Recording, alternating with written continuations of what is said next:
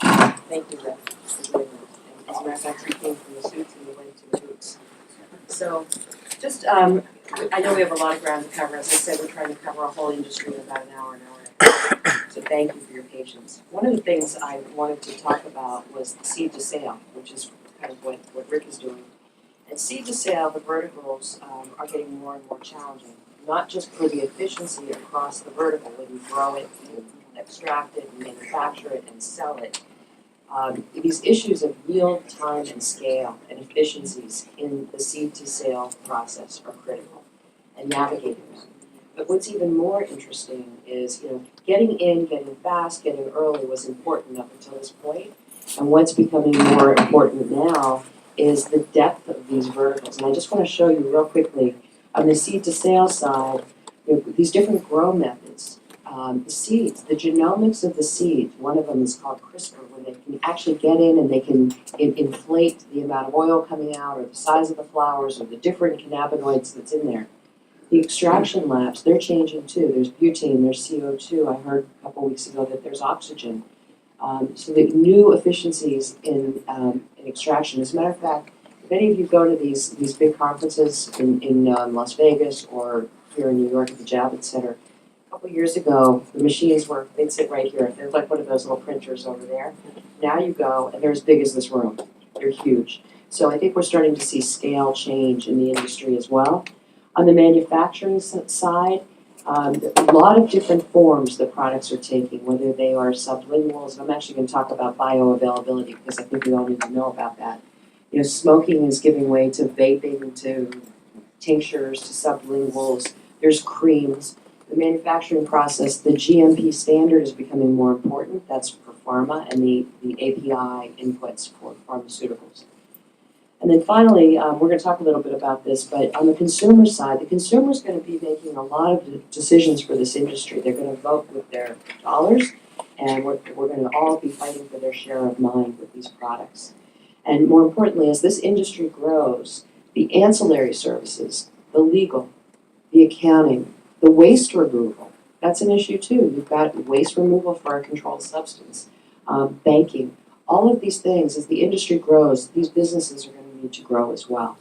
This next slide shows you a little bit about multi-state operators, some of the competitors that are out there, and you've heard of them, like Curaleaf, Acreage, and I think, where's Alex? Alex, are you here?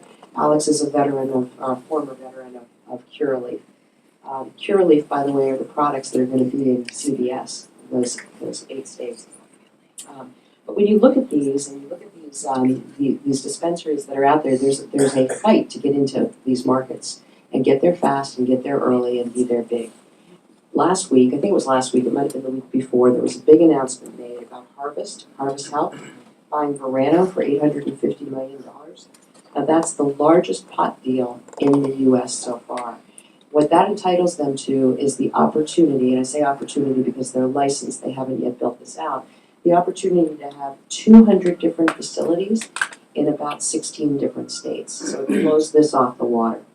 Last year, investors put more than $400 million into dispensaries in these retail operations. So what's going on? So the consumer's changed. There still is an illicit market. There's still a what we call stoner market. Those are the veterans of the industry. But the images are changing. This is an ad from MedMen. We have a dispensary here on 39th Street in the city. MedMen, we're changing the way that we're talking about this. And we're changing the focus. Women over 55 are the fastest growing segment in the cannabis business. So if we look at the age of consumers and the growth, and this will just underscore it too, the 56-year-olds, in 2015, 56-year-olds made up about 20% of the cannabis market. In 2018, they were 27%. The young market, or the youngins, the 21 to 35-year-old, in 2015, they made up 43% of the market. Last year, they made up 30% of the market. So things are shifting. Consumers are shifting. Products are changing. A lot of people talk about the commodity prices. That's not the end. The end is not the plant. The plant is the ingredient. So as the commodity prices fall, the margin should go up, and we as investors should be looking at those kinds of things as we're making our decisions. Another thing to look at, by the way, in some of these states, there are limited licenses, which gives a lot more profit, obviously, to the ones that are there. The unlimited license states are having problems because they have an oversupply. Oregon is one of them. Washington's not far behind. So there's a shift in product preferences. What you'll see is that concentrates, okay, well, actually this big green bar shows you the decrease in flour. Flour is, the stuff we used to put in rolls, now you can buy them in pre-rolls. I'm sorry, I didn't come from that era, so I just, but you see the decrease in pure flour and the shift that's going on to concentrates. Okay, those are the tinctures and the different oils that, things are going into vapes as well. But the decrease in flour and the increase in other products. I'm going to run through these pretty quickly. If you look at the brands and the branding that's going on, branded products were 19% of sales in 2014. Branded products are now 46% of sales. And what we're doing is we're winning share of mind and increasing those business margins. I want to show you a couple of products that I think are really interesting. On the left-hand side, you'll see Candescent. Candescent was on Shark Tank. I don't know if anybody ever saw that. But Candescent is a branded product, and they were one of the first to came out. And if you look at these, you probably can't see it back there, but it's Calm, it's Cruise, it's Create, Connect, Charge. Because we as consumers don't know about dosage. We don't know how to measure this. So when you buy something given how you want to feel. Lucid Mood is doing the same. Both of these are California brands. They're in these mature markets. So, and I found this picture. I had to put it in here because this is a factory that Candescent just built. It's all solar paneled on the top, and it's something like 200,000 square feet, just so they can continue on building for scale. The other thing we're seeing is, in terms of branding, we're seeing celebrity products out there. There's many more than this, but Martha Stewart just announced that she's working with Canopy Growth. That was last week. Willie Nelson is in the business, Montel Williams, and we could go on and on. And by the way, up in Canada, you can't have celebrity endorsements, so these will not cross federal lines, or in this case, sometimes state lines. What else do we got? Branded dispensaries. And you'll see this, the Botanist is that's on the upper left-hand side is Barney's. You can go into Barney's, they call it the high end. Down here is the Botanist, this is Acreage's branded retail operation. Very high level. Neiman Marcus is doing this, you can also buy your CBD in Sephora. And I got my hair cut a couple weeks ago, and the guy who cut my hair said, hey, do you want some CBD? So I think it's everywhere. What's the market opportunity when we're talking about these products? Pretty significant. When we look at infused beverages, we're tapping into a $100 billion market. We've seen some of that with Constellation Brands and Ambev. Wine and spirits, another $100 billion market. Coffee. Coffee, I know up in Ontario, Second Cup, which is sort of like a mini Starbucks. They're doing infused coffee. You can also get your little K-cups. You can get those filled with CBD, and I don't know why anybody would do CBD and coffee at the same time, but apparently they will. Those two dogs on the right-hand side are mine. The one on the right is 11 years old. She's a little crunchy around the joints, and I've actually given her some CBD. I stopped giving it to her when I realized I didn't know what I was giving her, and I didn't feel good about it. I did find out that pets, interestingly enough, it's a huge market. It's a $70 billion market. We're going to lay cannabis and CBD on top of that. People will be more diligent about what they give their pets than what they do themselves. The other one is Joey. He's a rescue from Puerto Rico. He's half crazy, but he's a really sweet dog. Other things, and that was my. Sorry, just want to go back to this. Charts of the week. I love this. You know that we're selling more cannabis in this country than we are Viagra. More than pizza, more than ice cream. One of the big markets is the infused beverage market. You start to tap into this. Sports drinks today are a $60 billion market. Why wouldn't Coca-Cola infuse Gatorade with CBD that is an anti-inflammatory and heals after working out? We're seeing behavior changes too. This is on the alcohol side. By the way, these big alcohol companies that are getting into this are not mixing cannabis and alcohol. They're creating an alternative. They're starting to see alcohol sales drop off to cannabis, and they want to be able to compete with that. So they're not mixing them. So you're not getting high and drunk at the same time. There's a big argument that you don't have a hangover, right? You're not putting on weight. Infused beverages might be a better alternative. So if you look at this on the left-hand side of the blue column, age 18 to 34, about 53% of them are likely to replace some of their drinking with cannabis. And on the right-hand side, which is the older group, this is the age 35 to 54, and they said that 33% of them would replace alcohol with cannabis. Just a couple of slides on alcohol, tobacco, and pharma. We're going to see infused beverages become a bigger part of the beverage market. Just watching. For now, this is what it looks like, but as we go forward, we're going to see significant change. According to Cowen, I'm sorry to go back there, this is the form factor for CBD. What are we going to see? Because really, it's a very undifferentiated market right now. CBD is everywhere. But what Cowen is predicting is that beverages will be about 19%. These are the forms that we'll take.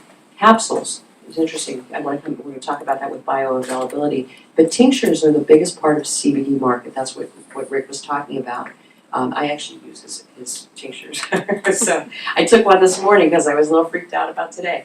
Anyway, topicals. I know we've got a couple people in here that are working with topicals. You can put it right on your skin. It goes in transdermally.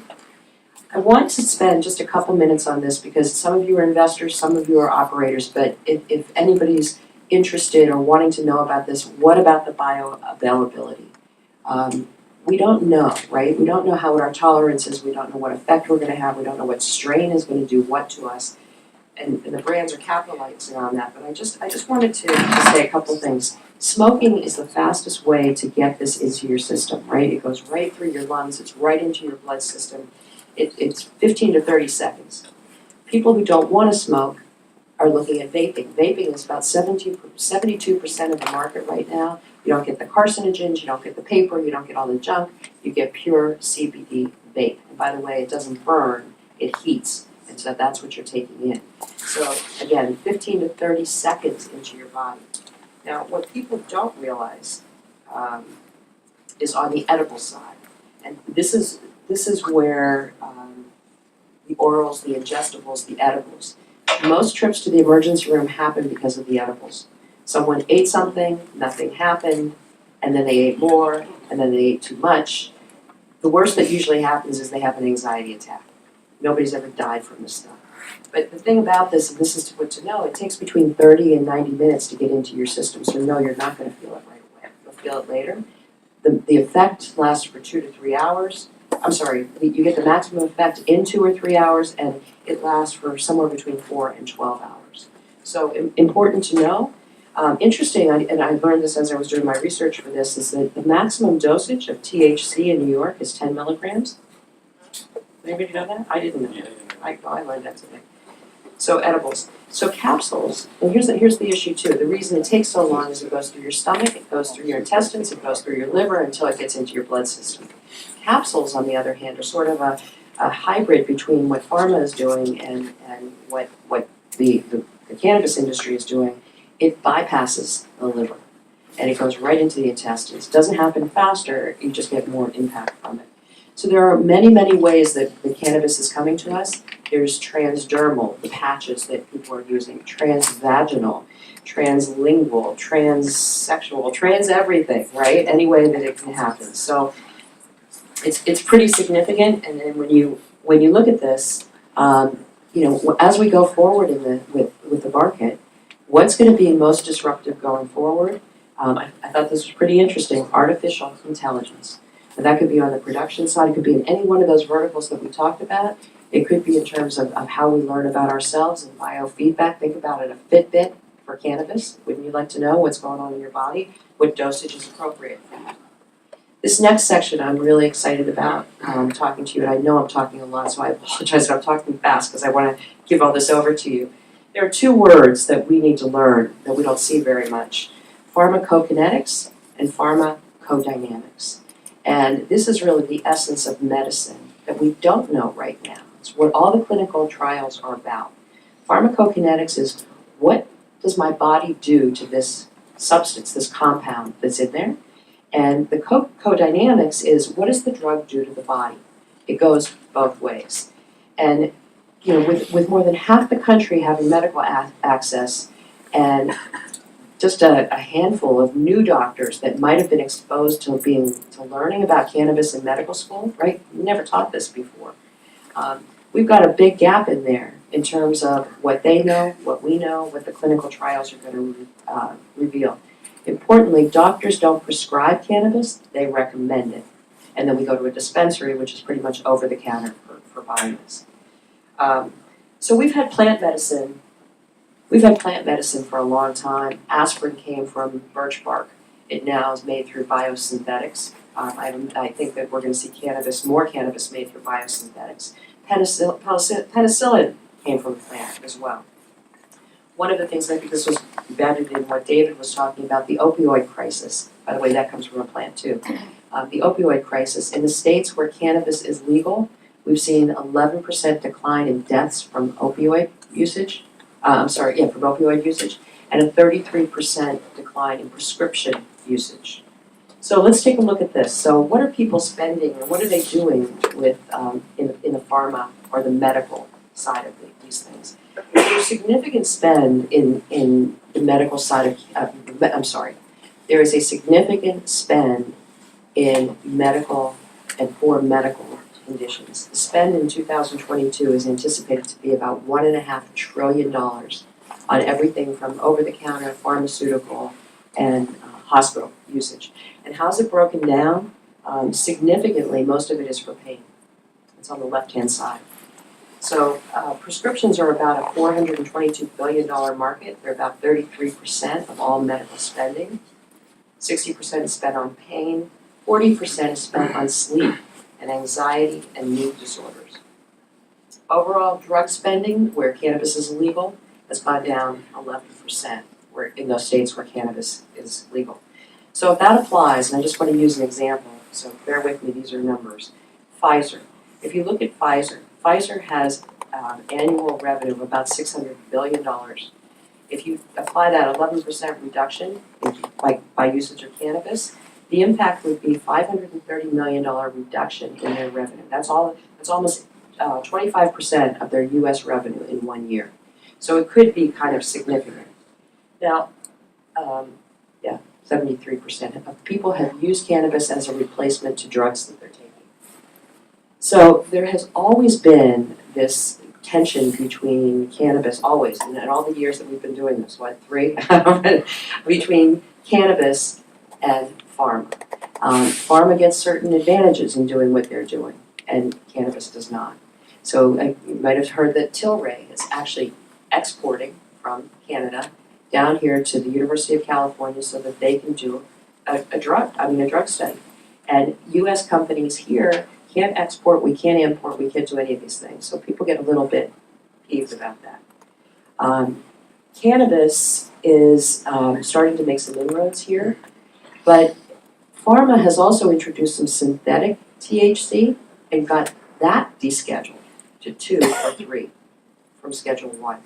So they've gotten some advantages that true phytocannabinoids, that's from the plant, have not been able to have. I'm going to talk about GW Pharmaceuticals in a second, but GW Pharmaceuticals, which has been mentioned a couple times, which came to market with the Epidiolex drug,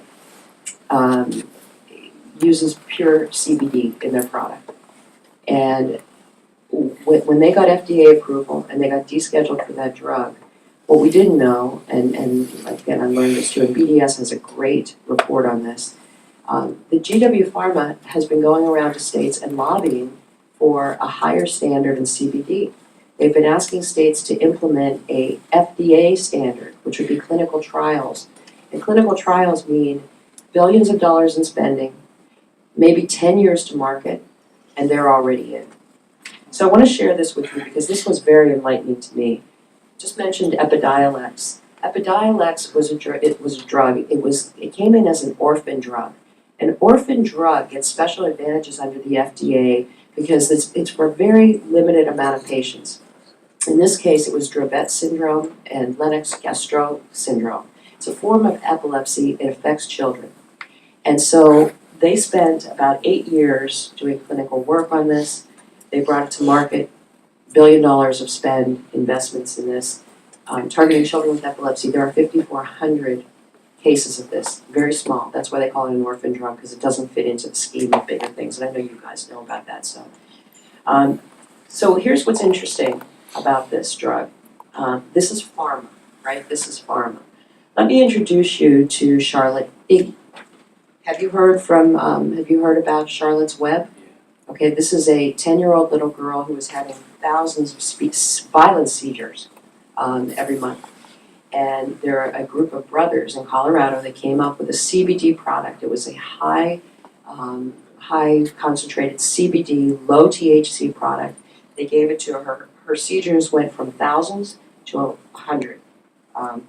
100 a week, and now it's almost gone for her. So Charlotte's Web, I just want to pull this up here. Charlotte's Web, if we compare this, it's both the same system, or the same condition that they're targeting here. The difference is pharma is available by prescription. It costs about $32,000 a year to get the Epidiolex, and if you look at these comparisons here, 5 brothers got together, put some CBD, refined it, and came up with Charlotte's Web. GW Pharma put $1 billion in 10 years, 8 years. If you look at the bottles, okay, the way you can buy it, you can buy a 10,000 milligram bottle of Epidiolex, you can buy an 8,600 milligram bottle of Charlotte's Web. Price per milligram on the pharma side, $1,235. Price per milligram on Charlotte's Web, $275. Cost per milligram, 12 cents for Epidiolex. Cost per milligram, 3 cents for Charlotte's Web, which you can get over the counter. So there's a big question now of where is this going to go? If consumers choose to go with pharma, it'll support continued evolution of pharma. If they go over the counter, things like this, we'll start to look at smarter. So this diametric opposition that's going on between the cannabis industry and pharma will continue, and you and me and all of us as consumers will decide where this is going to go. So I put this next slide together because I said, wow, you know what, there's so much to know. There's so much going on. And all these entrepreneurs moving this industry very, very quickly. I put this together, and I'm happy to share this with anyone, but I think this kind of makes it clear to people. The 2 lanes over here, retail, or I should say, adult use, recreational marijuana, or medical use, are over the counter. It's consumer. You get a medical card, you can get into a medical dispensary. They're delivered through dispensaries. On the far side, that's pharma. That's going to be far more science.